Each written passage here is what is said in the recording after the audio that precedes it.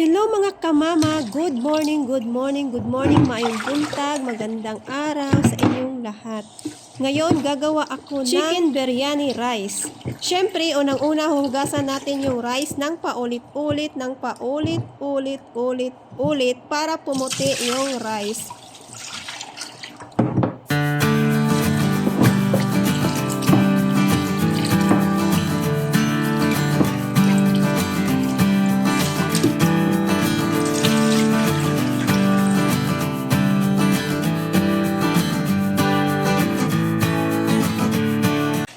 Kung sa tingin nyo ay pumuti ng yung rice, that's the time na ibabad na natin itong rice sa tubig.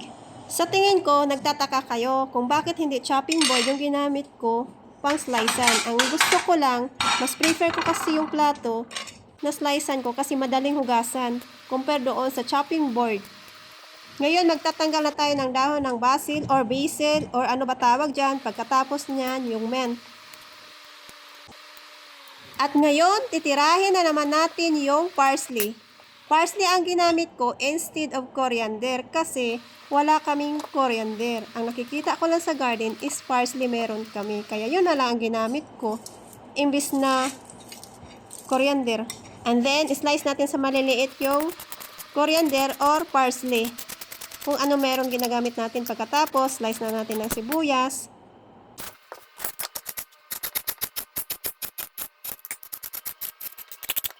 Dalawang pirasong sibuyas ang ginamit ko kasi dalawa ang paggagamitan ko. Yung igigisa sa manok at saka yung itatoppings natin sa chicken biryani rice. At ngayon gagawa tayo ng ginger garlic paste. Mag-slice tayo ng ginger. Pagkatapos, smash natin yung ginger na may garlic para magiging ginger garlic paste. I-flex ko muna yung mga gagamitin ko sa 3½ cups of rice, 1 kilo chicken, 2 pieces onion, basil o coriander or parsley, mint, saffron, 6 pieces bay leaf, cinnamon stick, cloves and cardamom, ginger and garlic paste. Preparation for the chicken marination. Bago natin i-marinate yung chicken, kailangan sugat-sugatan natin or slicean para ma-absorb yung mga ingredients na i-marinate natin. Mga sangkap na gagamitin natin for marination is 1 teaspoon black pepper, 1 teaspoon paprika, 1 teaspoon allspice, 1 teaspoon red chili, 2 tablespoon oil, chopped parsley or coriander leaf, 1 teaspoon lemon juice, 1 teaspoon oyster sauce, and salt to taste. Teaspoon cumin powder and turmeric powder. Ihalo natin ng maigi ang mga ingredients sa manok para dumikit siya. Kung sa Bisaya pa, kumuton siya og maayo para sumiksik yung mga lamas sa manok.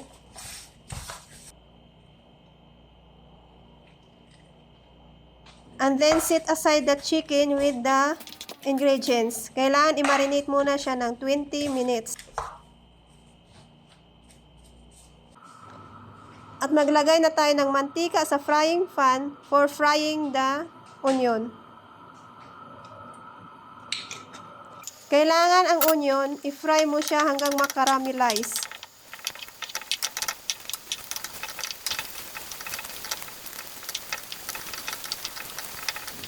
Halukayin lang ng halukayin ng onion para hindi siya masusunog. Kasi pag hayaan mo lang siya na hindi mo siya hinahalukay, masusunog yan yung iba at hindi siya pantay-pantay.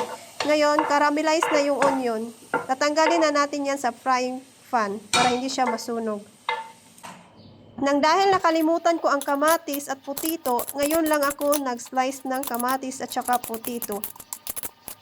Masarap kasi pag mayroong kamatis at saka putito ang chicken biryani rice.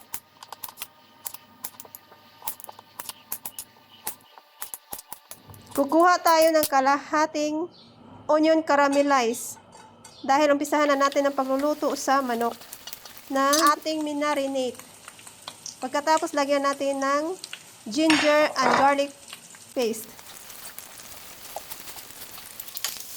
At halukayin lang ng halukayin Pagkatapos lagyan ng kunting mantika or damihan mo na lang ng mantika kasi masarap pag maraming mantika.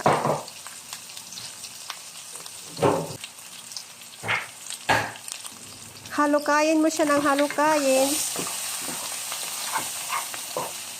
hanggat mahalo yung mga ingredients sa manok para hindi siya didikit sa frying pan. Frying pan.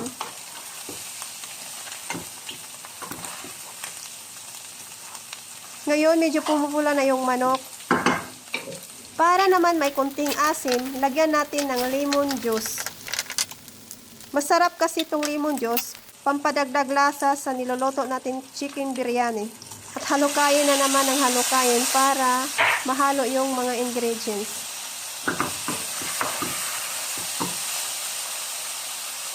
Habang naghahalukay sa manok, naisip ko pala na may mga labahan pala ako. Kailangan kong labahan ngayon.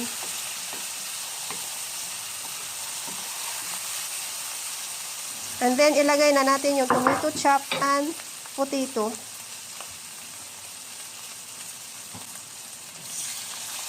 At hahaluin na naman ng haluin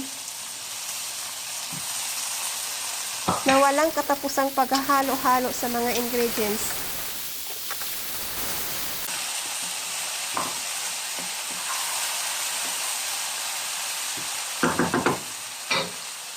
At lagyan natin ng 2 cups of warm water para maluto or lumambot yung manok at saka yung potato.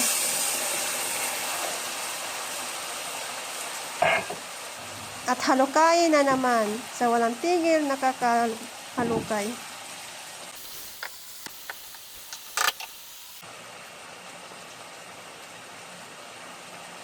Mainita, oy! Pungko sa tapungko. Init kaayo, grabe. Grabe ang kalat ko. Hi everyone! Gumawa nga pala ako ng chicken biryani.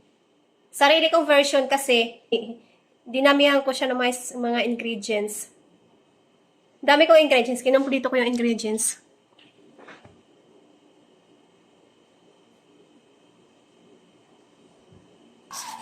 Pagkainitas kalibutan. Grabe, kainit. Gumao itong bata sa kabila. At ngayon, titingnan na natin yung ating manok.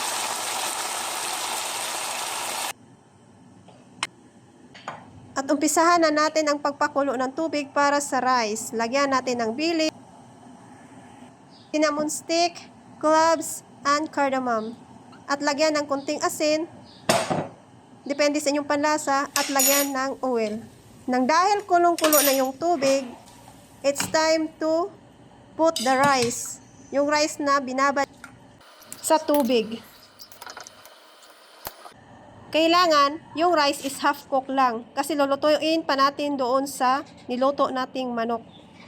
Yan ang weather ngayon dito sa Saudi. Sobrang init. Grabe ka, napakainit talaga. Super duper. Nang dahil kumunti na lang ang tubig sa chicken na niluluto natin, isalin natin ng paunti-unti ang half-cooked rice na ating ginawa.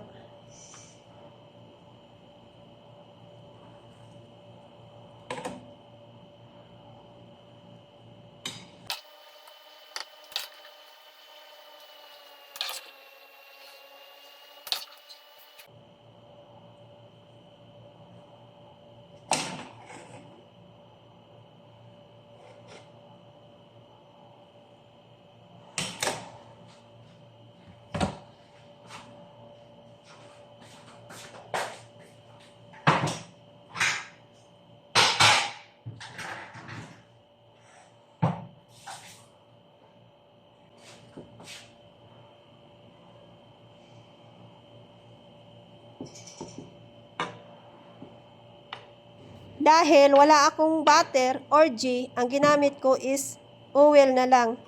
Kaya olive oil ang nilalagay ko sa taas ng rice. Masarap pag maraming oil. Pagkatapos, lagyan ko siya ng saffron para kumulay yung rice.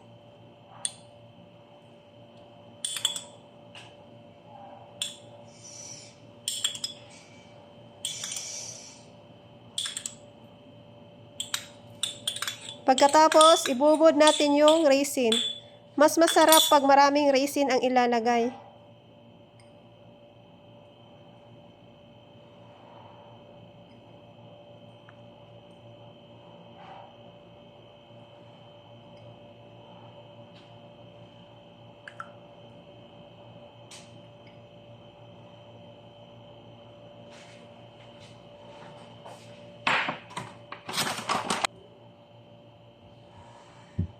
At ngayon, ilalagay na natin yung parsley or coriander kung anong meron kayo. Tapos yung dahon ng mint. Pagkatapos yung basil or basil. Ano ba sa pronunciation yan? Hindi ko alam kung basil o basil. Pampadagdag aroma at saka pampadagdag lasa sa nilutong pagkain.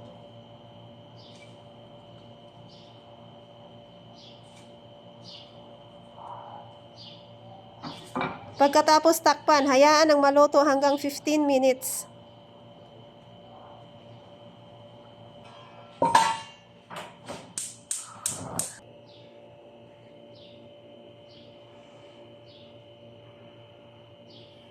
Nang dahil nakalimutan kong mailagay yung lemon juice, ayan, binuksan ko na naman ulit.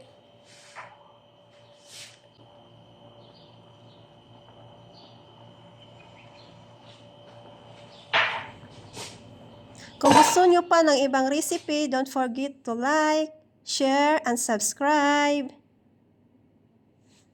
Marami na akong labahan. Maglilinis ako ng lilinisan ko yung washing machine.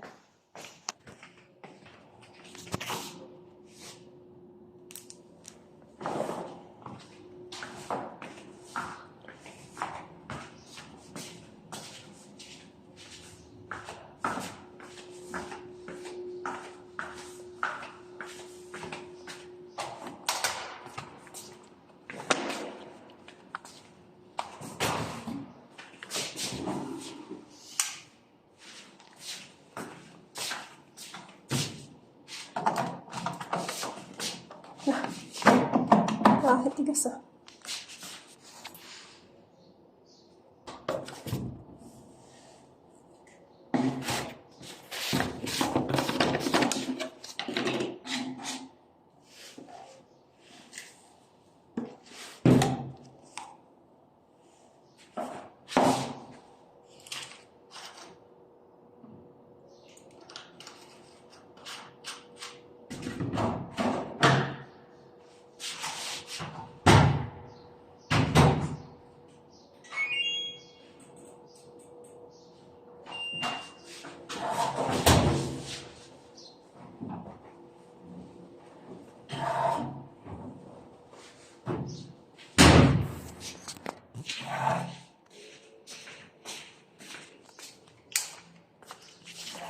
Dilim. Ang dilim.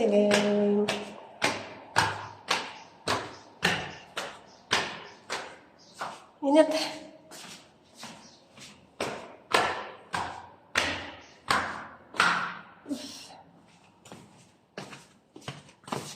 Dito muna to. Grabe ka init. Inita.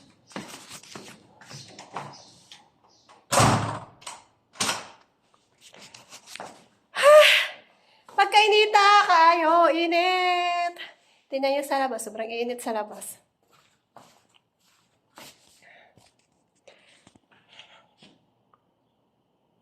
O sa dihang gusto kong mag-selfie. Grabe, sobrang init. Try ko. Nakikita nyo ba yung sobrang init ang araw?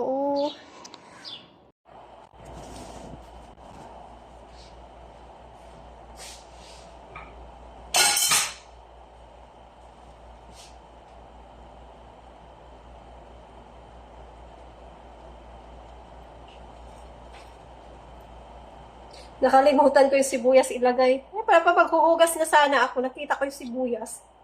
Yan, ang katangahan.